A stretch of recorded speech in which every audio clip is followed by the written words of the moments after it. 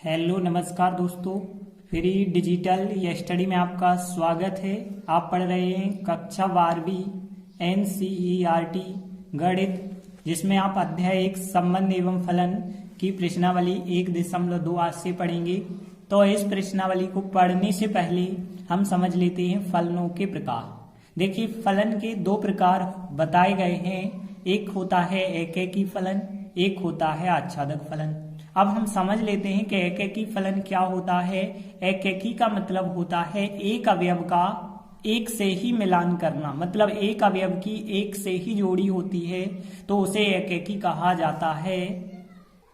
जैसे कि आपके सामने 4 चित्र दिख रहे हैं। इन चित्र में आप देखें तो यहाँ पे एक फलन F1, एक फलन F2, F3 और F4 फलन है। तो फलन में एक मान होता है, पहला एक समुच्चय होता है और एक दूसरा समुच्चय होता है, और पहले समुच्चय को हम कहते हैं प्रांत और दूसरे को कहते हैं सहप्रांत। ऐसा भी कह सकते हैं एक x1 है, एक x2 है, या एक x है तो दूसरा y भी हम कह सकते हैं। तो ध्यान देना, हमने कहा है एकैकी। एकैकी का मतलब है एक अवयव की एक से ही जोड़ी। जैसे एक की जोड़ी a से बनाई, जोड़ी कहें या फिर हम प्रतिबिंब कहें। एक अवयव का एक ही प्रतिबिंब होगा। एक का प्रतिबिंब A है, 2 का प्रतिबिंब B है, 3 का प्रतिबिंब D है और 4 का प्रतिबिंब C है। तो कहने का अर्थ है कि X का एक मान एक उत्तर ही दे सकता है, उसे हम एकैकी कहते हैं। जैसे यहाँ पे आप देखें तो एक की मैपिंग कहें या प्रतिबिंब कहें या जोड़ी कहें, बात एक ही है। एक का प्रतिबिंब क्या है, A है, और 2 का प्रतिबिंब भी एक ही। अब यहां से आप देखें कि एक की जोड़ी भी एक के साथ और 2 की जोड़ी भी एक के साथ, तो यहां पे हम कह सकते हैं दो अवयवों का एक प्रतिबिंब, तो ये एकैकी नहीं है। यहां पे भी आप देख सकते हैं कि एक का प्रतिबिंब B है और 2 का प्रतिबिंब भी B है, तो यहाँ दो अवयवों का एक प्रतिबिंब है तो ये भी एकैकी नहीं है। यहाँ पे यदि आप देखें एक की जोड़ी या एक का प्रतिबिंब B है, 2 का प्रतिबिंब C है, 3 का प्रतिबिंब A है और 4 का प्रतिबिंब D है, यहाँ एक अवयव की एक ही प्रतिबिंब बनता है तो यहाँ पे यह एकैकी है। यह भी एकैकी है। तो पहला चित्र एकैकी है और चौथा चित्र भी एकैकी है। लेकिन हम बात करें तो यहाँ पे दूसरा और तीसरा जो चित्र है यह एकैकी नहीं है। इनको कहा जाता है बहु एकैकी कहा जाता है, एकैकी नहीं है। जे बहु एकैकी होंगे, दूसरा और तीसरे चित्र कैसे होंगे, बहु एकैकी होंगे। तो देखिए, हमने एकैकी समझा। एकैकी का मतलब क्या है कि X के एक अवयव का एक ही प्रतिबिंब होगा। तो एकैकी के लिए कौन सा नियम होना चाहिए कि X के एक अवयव का एक ही प्रतिबिंब होना चाहिए। तो ध्यान रखना, यदि X के एक अवयव का एक ही प्रतिबिंब है तो उसे हम एकैकी कहेंगे। इसके बाद हम समझते हैं आच्छादक क्या होता है। तो आच्छादक होता है जो दूसरा समुच्चय है, मतलब जिसे हम सहप्रांत कहते हैं, उसके सभी अवयव जो है X के किसी न किसी अवयव का प्रतिबिंब होना चाहिए। अर्थात यदि आप इन 4 चित्रों को देखें तो देखिए, इस बार हमें दूसरा सेट देखना है और चेक करना है कि दूसरा जो सेट है उसके सभी अवयव किसी न किसी अवयव का प्रतिबिंब है या नहीं है। तो देखिए, यहाँ पे A प्रतिबिंब बनाया गया है 1 का, B प्रतिबिंब बनाया गया है 2 का, C बनाया गया 4 का, D बनाया गया 3 का, लेकिन E F तो बाकी बच गए। यदि कोई भी अवयव बाकी नहीं बचता तब कहते हैं वो आच्छादक है। यहाँ E और F बाकी बच गए, मतलब आच्छादक नहीं है। यदि हम देखें, यहाँ पे देखें तो यहाँ A प्रतिबिंब बना है 1 का और 2 का, और B प्रतिबिंब बना है 3 का, और C जो प्रतिबिंब किसका है, 4 का है। तो कहने का अर्थ है कि जो सहप्रांत है उसके सभी अवयव प्रतिबिंब बने हुए हैं, कोई भी अवयव खाली नहीं बचा है, तो यह भी आच्छादक है। और यहाँ पे यदि हम देखें तो देखिए, यहाँ पे A खाली बचा है, E खाली बचा है, F भी खाली बचा है, मतलब A और यहाँ E और F किसी भी अवयव का प्रतिबिंब नहीं है, इसलिए ये आच्छादक नहीं होगा। यहाँ पे देखें तो ए 3 का प्रतिबिंब, बी 1 का प्रतिबिंब, सी 2 का प्रतिबिंब और डी 4 का प्रतिबिंब है। मतलब जो सह प्रांत है उसके सभी अवयव जो है प्रतिबिंब बने हुए हैं, एक्स के किसी ना किसी अवयव के प्रतिबिंब हैं। तो कहने का मतलब है ये चौथी आकृति जो है आच्छादक है, तीसरी आकृति आच्छादक है, लेकिन पहली और दूसरी आकृति आच्छादक नहीं है। क्यों नहीं है? क्योंकि यहाँ पे ई और एफ खाली अवयव बच गए, यहाँ पे ए खाली है, ई खाली है और एफ खाली है, तो आच्छादक नहीं है। तो आच्छादक के लिए कौन सी शर्त है? जो सहप्रांत है, मतलब जो दूसरा सेट है जिसे हम वाई भी कह सकते हैं, दूसरा समुच्चय वाई है, उसका प्रत्येक अवयव एक्स के किसी न किसी अवयव का प्रतिबिंब होना चाहिए। तो देखिए यह तो हमने पढ़ा एकेकी और आच्छादक होते क्या हैं, लेकिन सवालों में इनका कैसे हम उपयोग करेंगे तो ध्यान देना, सवालों में थोड़ी अलग तरीके से इनका उपयोग होता है। जैसे मान के चलिए आपके पास, ध्यान देना, जैसे हमने कोई एक फलन लिखा एफ एक्स बराबर और यहाँ पे लिखा हमने 2x + 3। यदि कोई फलन आपको दिया गया है एफ एक्स बराबर 2x + 3, तो आप इनको ऐसे समझोगे क्या ऐसा होना चाहिए कि वो एक ही है, तो आप ये चेक करेंगे कि एक अवयव का एक प्रतिबिंब होगा, या फिर जो y के प्रत्येक अवयव होंगे वो किसी न किसी अवयव के प्रतिबिंब होंगे। तो इनको समझना थोड़ी सा मुश्किल होता है, तो इसलिए हम आपको यहाँ पे नियम बता रहे हैं। आप 2 नियम एकेकी में याद रखेंगे और यहाँ पे 2 नियम आप जो है आच्छादक में याद रखेंगे, ठीक है ना? क्योंकि सवालों में कैसे हम एकेकी आच्छादक करेंगे तो यह नियम ध्यान देना। यदि एकेकी नहीं है, ध्यान देना, पहले आपको समझना पड़ेगा, और सवाल यदि एकेकी नहीं हुआ तो आप जो है उदाहरण दे करके समझाएंगे। यदि आच्छादक नहीं है, ध्यान देना, यदि आच्छादक नहीं है तो भी आप जो है उदाहरण दे के काम चलाएंगे। जैसे हमने संबंध के बारे में देखा था, तो यहाँ पे आप ध्यान देना, यह नियम बहुत ज्यादा महत्वपूर्ण है। यदि कोई सवाल हमारा एकेकी नहीं है तो आप उदाहरण देंगे, कोई सवाल आच्छादक नहीं है तो भी उदाहरण देंगे। यदि कोई सवाल एकेकी है तो वहां उदाहरण देने की जरूरत नहीं है, वहां पे आपको एक कंडीशन लेनी पड़ेगी कि यदि हम f(x1) बराबर f(x2) लेते हैं, ध्यान देना, यदि सवाल एकेकी है, ठीक है ना जी, कब लेना है? यदि आपका सवाल एकेकी है, आपको लग रहा कि वो एकेकी है, तो आपको लेके चलना है f(x1) बराबर f(x2) और इनको आगे आपको सॉल्व करते हुए x1 बराबर x2 सिद्ध कर देना है। और यदि x1 बराबर x2 हो जाता है तो वो कहलाता है एकेकी फलन, ठीक है। अब यदि हम बात करें आच्छादक, यदि आच्छादक है तो क्या करना है? आच्छादक नहीं है तो उदाहरण देना है। यदि आच्छादक है, ध्यान देना इस नियम को, क्योंकि सवाल आपको इन्हीं नियमों के अंतर्गत करने हैं। यदि आच्छादक है तो आपको क्या करना है? x का मान, ध्यान देना, x का मान आपको f(x) में रखना है, x का मान आपको f(x) में रखना है, और रखने पर यदि आपका आंसर y आ जाता है तो वो कहलाता है कि आच्छादक है फलन। तो देखिए 2 महत्वपूर्ण चीजें जो हमने बताई, यदि एकेकी नहीं है तो उदाहरण दीजिए, आच्छादक नहीं है तो उदाहरण दीजिए। लेकिन यदि कोई सवाल एकेकी है तो आप लेके चलेंगे f(x1) बराबर f(x2) और इनको सॉल्व करते हुए आगे प्राप्त करना होगा आपको x1 बराबर x2, तभी आप कह पाएंगे कि f एकेकी है, फलन एकेकी है। आच्छादक कब कह पाएंगे? यदि आप x का मान f(x) में रखने पे y उत्तर प्राप्त कर लेते हैं तो ही आप कह सकते हैं कि आपका जो फलन f है वो आच्छादक है। इसके बाद एक शब्द और याद रखें, एकेकी आच्छादी फलन किसे कहते हैं? यदि कोई फलन एकेकी भी हो जाए और आच्छादक भी हो जाए तो हम उसे एकेकी आच्छादी फलन कहते हैं। चलिए अब शुरू करते हैं। पहला सवाल देखते हैं क्या है। सिद्ध कीजिए कोई फलन हमें f(x) दिया गया है, 1/x द्वारा परिभाषित कोई फलन है, और वो फलन इस प्रकार से है। जी जो चिन्ह 2 बिंदी बनी होती हैं, इनका मतलब होता है इस प्रकार की, या अंग्रेजी में सच दैट, ठीक है ना। तो कोई फलन इस प्रकार है जो r स्टार से r स्टार में है। अब आर स्टार क्या है? आर तो हमने पढ़ा रियल नंबर है, लेकिन आर स्टार क्या है? तो यहाँ पे बताया गया है आर स्टार के बारे में कि आर स्टार क्या है? सभी ऋणोत्तर वास्तविक संख्याओं का समुच्चय है।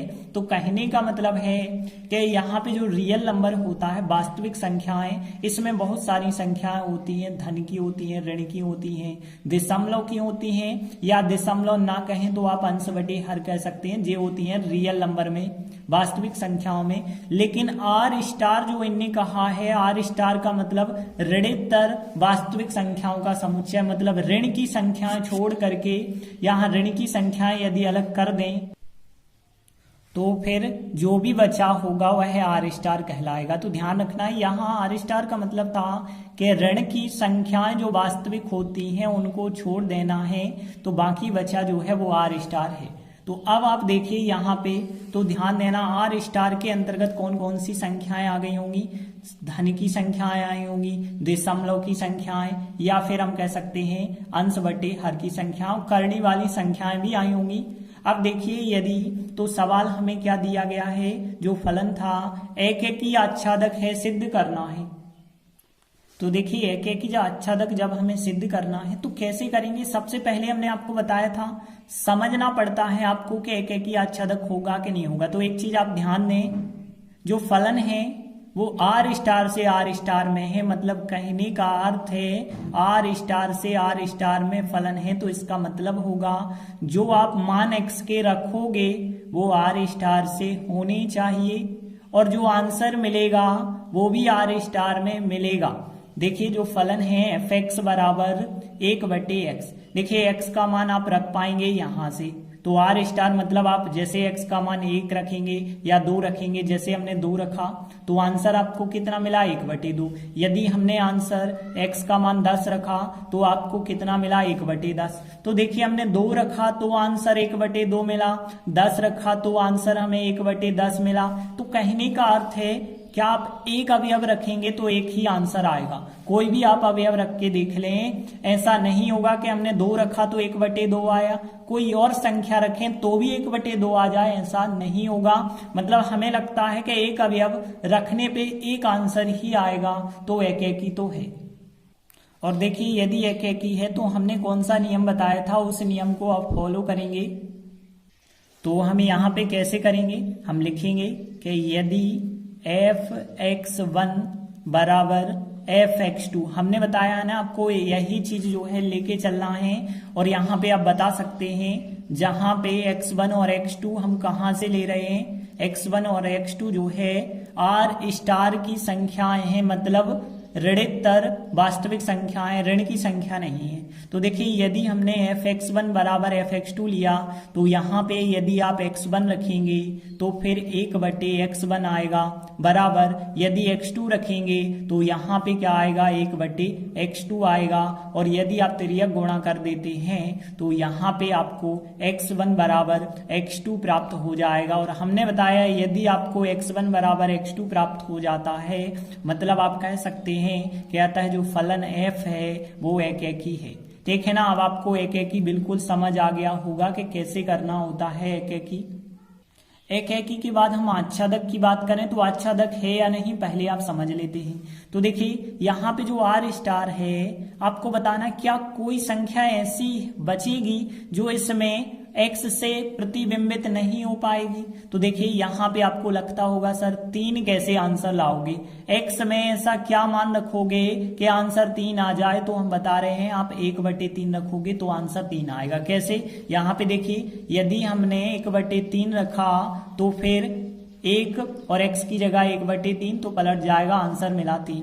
मतलब हमें कुछ भी आंसर लाना है, जैसे 1/2 लाना है तो 2 रखा, 1/10 लाना है तो 10 रखा, यदि हमें 3 लाना है तो 1/3 रखा। मतलब जो भी हमें आंसर लाना है उसका अपोजिट यदि आप रख देंगे तो बिल्कुल आंसर आ जाएगा। मतलब यहाँ पे आर स्टार जो सेकंड वाला सह प्रांत है उसका हर एक अवयव आंसर बन सकता है। और हर एक अवयव यदि आंसर बना है, मतलब कोई अवयव खाली नहीं बचा है, तो वो आच्छादक होगा।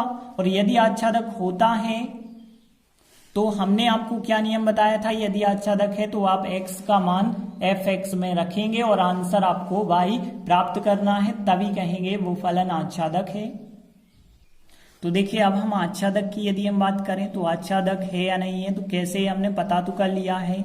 अब देखिए हमें कैसे करना होता, तो देखिए जो हमें एक फलन दिया गया है f(x) का मान 1/x दिया गया है, और देखिए f(x) को ही हम y कहते हैं, तो हम ऐसा भी लिख सकते हैं कि y बराबर 1/x, क्योंकि जो f(x) का मान होता है वही तो y होता है, तो f(x) की जगह y लिख दें, y बराबर 1/x। और यदि आप यहां से तिर्यक गुणा करते हैं तो आपको क्या मिल जाएगा, xy बराबर 1 मिलेगा। और यहां से और आगे सॉल्व करते हैं तो देखिए x का मान आपको कितना मिल जाएगा, 1/y। x का मान क्यों निकाला, क्योंकि हमने आपको बताया था x का मान f(x) में रखना होता है, तो अब हम लिखेंगे कि x का मान f(x) में रखने पर, x का मान f(x) में रखने पर, और f(x) में रखने पर देखते हैं हमें क्या प्राप्त होता है। तो देखिए f लिखा हमने और x की जगह x का मान कितना रख रहे, 1/y रख रहे हैं, बराबर लिखा, और देखिए 1 लिखा हमने और फिर बटे x की जगह क्या रख रहे हैं, 1/y, तो 1/y हमने रखा। अब देखिए हमें पता है बटे के बटे जब संख्या होती है वो पलट के ऊपर आती है, तो यहाँ जो 1/y था वो y/1 हो जाएगा, y/1 का मतलब आ जाएगा y। और हमने आपको यही नियम बताया था कि x का मान f(x) में रखने पे यदि y उत्तर आ जाता है तो हम कह सकते हैं कि जो हमारा फलन है f वो आच्छादक है। तो यहाँ पे देखिए ये आच्छादक सिद्ध हो जाता है। तो इस प्रकार से जो हमारा फलन था वो एकेकी भी हो गया है और आच्छादक भी हो गया है। तो हमने लिखा इस प्रकार फलन f एकेकी तथा आच्छादक है। अब देखिए सवाल थोड़ी और आगे जो कहा गया था उस आगे के सवाल को भी हम करना चाहेंगे।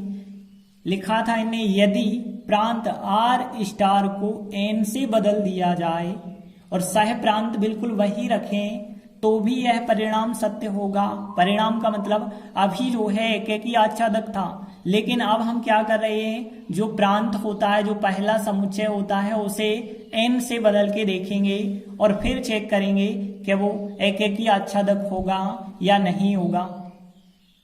तो हमने लिखा, अब हम आगे का खंड कर रहे हैं। फलन तो बिल्कुल वही लिखा, लेकिन जो फलन f है वो ध्यान देना इस बार जो है प्रांत हो गया है प्राकृत संख्याएं n से, लेकिन सह प्रांत बिल्कुल वही है r*।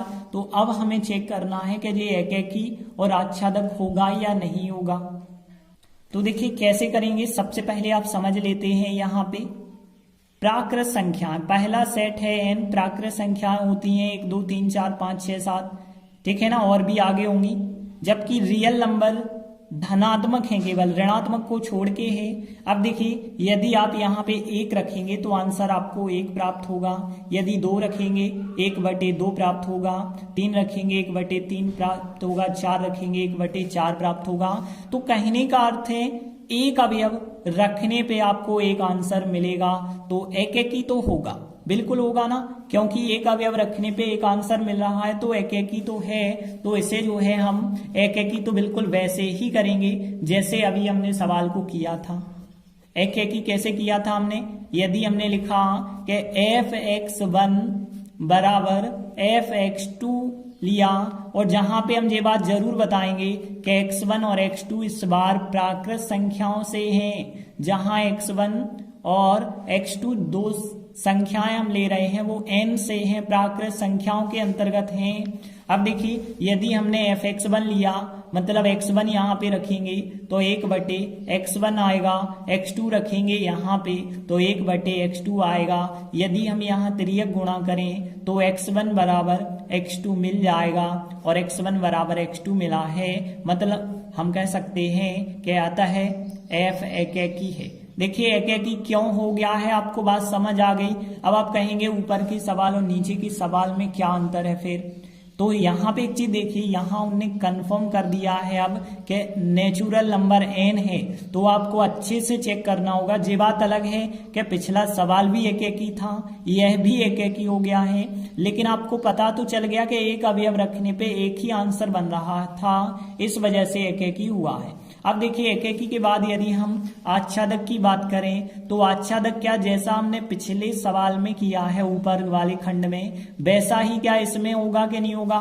तो एक चीज ध्यान देना, इस बार यदि हम देखें तो हमारे पास जो फलन था f(x) बराबर वही फलन है 1/x, लेकिन अब आपके पास x का मान केवल प्राकृत संख्याओं से है, जबकि आपका आंसर जो है r* से है। अब हमने आपसे कहा कि आप आंसर 3 लाके बताइए कैसे आप आंसर 3 लाते हैं। तो आप क्या करेंगे, यहाँ पे आपके माइंड में तो बिल्कुल आया 1/3 रखिए, लेकिन 1/3 आपके पास उपलब्ध ही नहीं है। x का मान 1/3 आपके पास उपलब्ध नहीं है, क्योंकि केवल प्राकृत संख्याएं उपलब्ध हैं, तो आप आंसर 3 नहीं ला सकते। देखिए r* के अंतर्गत 3 होगा, 4 होगा, 5 होगा, ये सब संख्याएं r* के अंतर्गत हैं, लेकिन क्या ये आंसर लाई जा सकती हैं? तो आप कहेंगे बिल्कुल नहीं लाई जा सकती हैं। तो बस हम यही बात यहाँ पे बताएंगे कि ये आच्छादक नहीं है। और आच्छादक नहीं होता है तब आप कैसे बताते हैं कि आच्छादक नहीं है। तो देखिए हमने बताया था यदि कोई फलन आच्छादक नहीं है तो आपको उदाहरण देना पड़ता है। तो देखिए हम यहाँ पे यही बात लिख सकते हैं कि 3 आंसर नहीं बनाया जा सकता है। 3 जो है r* के अंतर्गत तो है, लेकिन जो है 3x के किसी अवयव का प्रतिबिंब नहीं है। तो देखिए हमने क्या लिखा, यहाँ पे 3 जो है r* सह प्रांत के अंतर्गत है, या फिर हम ऐसा भी लिख सकते थे कि अर्थात 3 जो है y के अंतर्गत आता है, लेकिन यह x के किसी भी अवयव का प्रतिबिंब नहीं बनता था। अतः हमने कहा f आच्छादक नहीं है। तो समझ आ चुका होगा कि f आच्छादक क्यों नहीं है, क्योंकि 3 जो है r* सह प्रांत के अंतर्गत है या फिर y के अंतर्गत है, लेकिन यह x के किसी अवयव का प्रतिबिंब नहीं बन रहा था, तो अतः f आच्छादक नहीं है। तो हमने लिखा इस प्रकार से, जो हमने फलन f(x) बराबर 1/x लिया था, लेकिन कब, जब f जो फलन है n से r* पर है, तो वो एकेकी तो हुआ है लेकिन आच्छादक नहीं है। तो इस प्रकार से हमने पहला क्वेश्चन कंप्लीट किया। आगे के वीडियोस में हम दूसरे प्रश्न के सभी सवाल करेंगे। धन्यवाद।